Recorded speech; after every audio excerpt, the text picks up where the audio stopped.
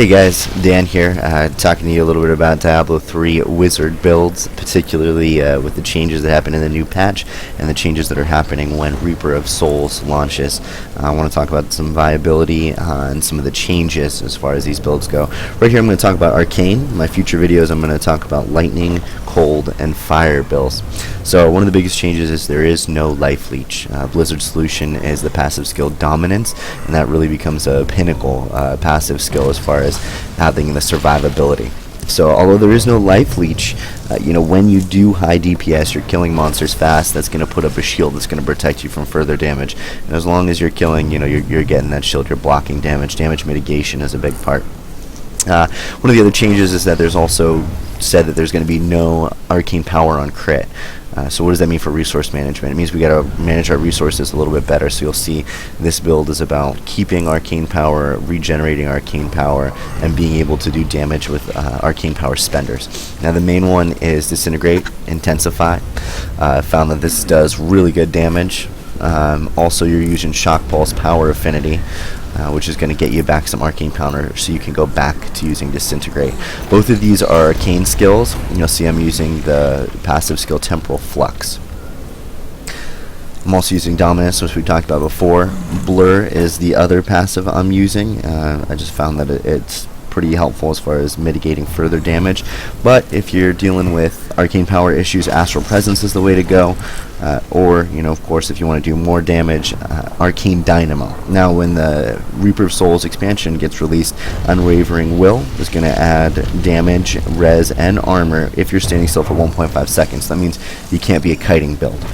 Audacity is going to add 15% damage within 15 yards. So that's going to be, one of the skills that you can use here. Elemental Exposure also stacks 5% damage for each of the 4 elements, and it stacks 4 times. So that means potentially, you could be doing 5 times 4, that's 20, times the 4 elements plus 80% damage. I don't know if you're ever going to get that stack, but it seems like something nice that might be incorporated in future builds.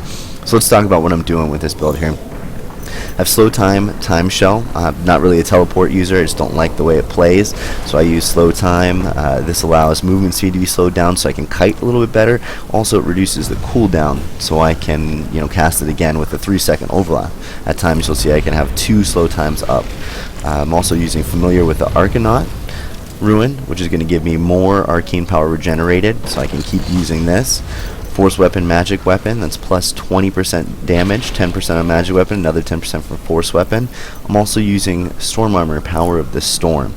The reason why I'm using Power of the Storm is because it's going to reduce my skill cost, casting cost, by 3 arcane power. Now if you're casting expensive skills like Meteor, 40 arcane cost, who cares about 3 arcane power? But if you're going from 18 down to 15, that starts to add up with Disintegrate. That's why I think this is a great ruin with this build. So I've talked a little bit about it. Let's get right into it and let's see how it plays. I'm going to fight an elite pack here, and I'll kind of show you guys how this works with kiting and slow, and it's pretty fun. Alright. I don't like the look of that. So you can see I'm kind of kiting these guys here. I'm doing great damage with Intensify. Those projectiles totally missing me. However, we run out of arcane power. So that becomes the big issue here. See how that cooldown helps me out? I have 2 of those up at once. So we're still having some arcane power issues here, luckily. Still waiting. But we're able to do enough damage, get enough arcane power back. Using Shock Pulse with that ruin, pretty easy to kill a elite pack there. So this is Torment 1. This character and this build is pretty playable all the way through Torment 3. I found showing you guys on Torment 1 just so you can kind of see the play style, see it quick. So we talked a little bit about slow time. One of the other options that you can use here is going to be Wave of Force, Arcane Attunement. So let's just go ahead and check that out. And that's going to add some arcane power. Actually, it adds 2% arcane damage for your next arcane spell per monster that's hit. So let's say I cast that Wave of Force, I hit 8 guys, I'm going to do plus 16% damage with my next arcane spell. Okay, so that's pretty awesome. The other option we have here, not available to us, is Black Hole. And you'll see Black Hole is going to be doing arcane damage with 2 different ruins. Those ruins are Event Horizon, which pulls any damage like Molten, Fire Chains, those snow globes that are super annoying, or even any poison damage off the ground, pulls that in from Elite Pack. So Black Hole with Event Horizon Ruin, extremely powerful against Elites, or Spell Steal. And Spell Steal is going to reduce the damage of all the monsters that are caught within the Black Hole, both doing arcane damage and having the ability to slow.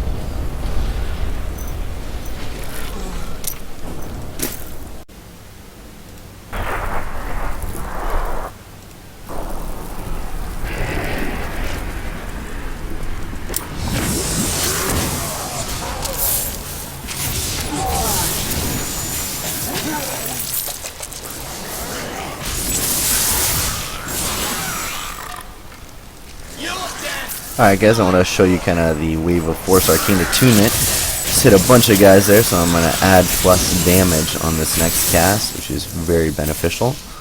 Just go ahead and do it again. Get some arcane power back.